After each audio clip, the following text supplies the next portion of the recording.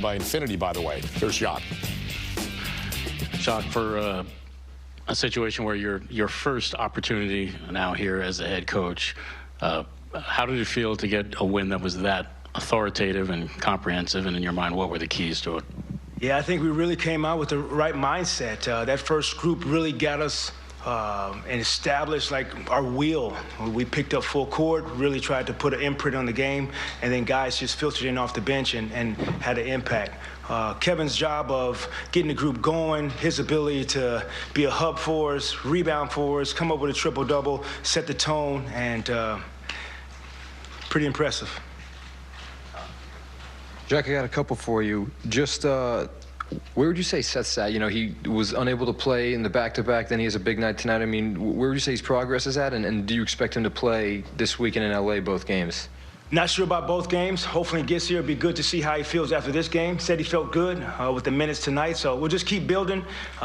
Surely good to see that ball go through the net, I'll tell you that.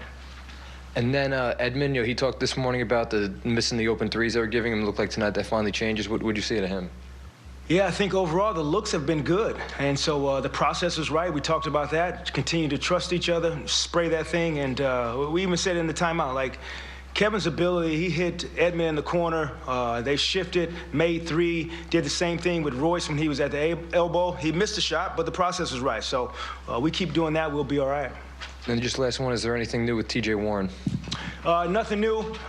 He'll get some more work on the road when we head out west. And good thing is he's still on the court and progressing.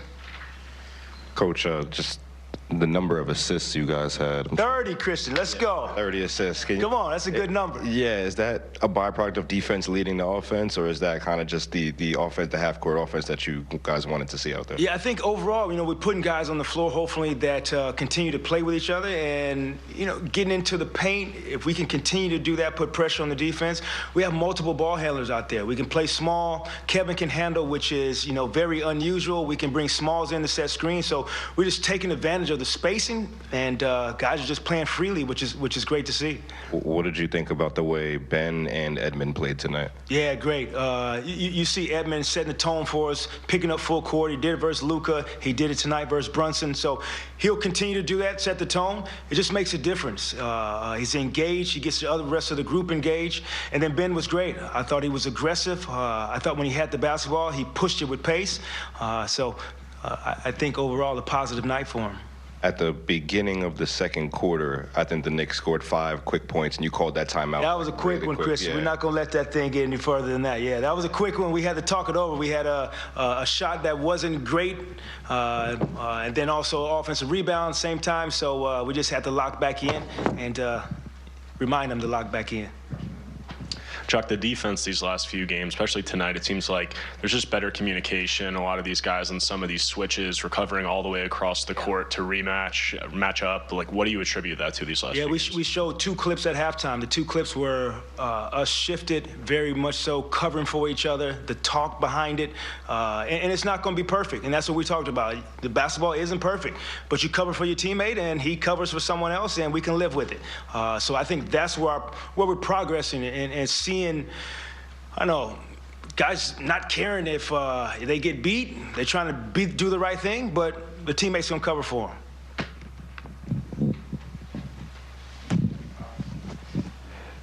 Jacque, the box score only says, 2 assists for Cam Thomas, but even the hockey assists, he'd rack up more. I mean, obviously there's a thing in Summer League about him, trying to be more of a playmaker. I mean, how much has he grown on that from his own emphasis on it versus, you guys in the coaching staff kind of staying on him for it? It's just growth as a player. I think Royal Ivey works with him on a daily basis, and he's done a great job of watching film with him, giving him the space to score, but also challenge him to grow as a basketball player. And that growth is playmaking. I mean, you saw at the end of the game, he can get a shot when he wants to. We can run flat for him like we run for Kevin. But his ability to continue to learn angles and when the help is coming, he's going to continue to get better. Going back to the defense, are there things, you've talked a lot about you didn't know how long you're going to be coaching, you're not overstepping your bounds when you were the interim. Now that you're the head coach and this is your squad going forward, are there things that you're going to be able to install defensively that you haven't had a chance to do, that now you're going to feel comfortable in kind of drilling down and asking these guys to do? Yeah, I think overall you've seen a little bit of it. The ability for us to protect the rim is going to be huge. I still think that's important as a group. And that's going to be impacted by the rebounding piece. So if we can focus on defensive rebounding, we can take a big jump on the defensive end. We've already taken a big jump. Last 4 games, teams under 100 points, which has been great. So definitely concerted effort. The fouling, the defensive rebounding, we can take another jump, Brian. Thanks, JV. Okay. Thanks, guys. And the final stats from tonight's win include our key to the game, field goal shooting, and that's better than 48% from the field. They hit 14 of 34 threes. And again, there wasn't much the Knicks could do to slow them down. No, and I'll tell you what, one guy who hasn't been mentioned yet, Royce O'Neal played 34 minutes. All right, 6 points, 10 rebounds, which is great. 5 assists, he has 2 steals. You know that he was a plus 44. Wow. So the Nets outscored the Knicks by 44 when Royce O'Neal was out on the court tonight. That's pretty good. Jacque Vaughn pushed some right buttons, too, calling that quick timeout. If we talk about the Nets finding a way to bottle this win, how about Jacque Vaughn finding a way to do that? Exactly. That was a really smart timeout that he called. Good job. I think it was Kristen Winfield who brought up asked the question, because that was smart. And I think maybe that's something, Jacque Vaughn's first time coaching, he's going to let his team play through that. He's thinking, no, we're stopping the game right here. I'm going to point out what we did wrong at both ends of the court. I also like that he brought up at halftime, he was showing them some clips where they were helping each other on defense. When a man got beat, you're rotating, closing out on shooters, which they did a really good job of in the second. That's a great point. Why wait till the next day? Why wait till the next practice? It's kind of out of mind, out of sight. You show them right then. See this? Do it again. Yeah, and I like that they kept competing when they built the big lead, because last year the Nets came back from 28 down, 24 down.